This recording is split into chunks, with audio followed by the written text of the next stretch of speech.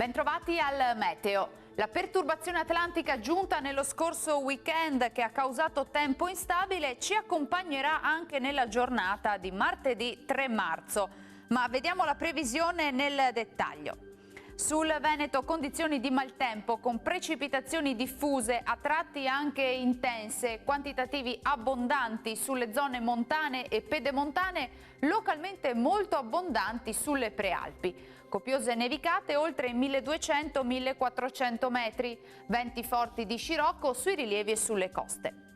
Temperature stazionarie minime tra 1 e 7 gradi, massime invece fino a 10 gradi all'incirca.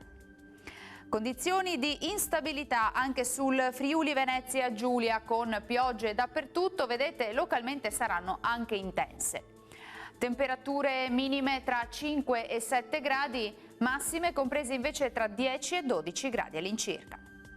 Uno sguardo infine alla situazione del Trentino Alto Adige, maltempo anche qui con locali nevicate fino al piano sui confini alpini. Temperature minime fino a 2 gradi, massime sugli 8-10 gradi. Dal meteo per ora è tutto, vi auguro un buon proseguimento in compagnia di Antenna 3. Arrivederci.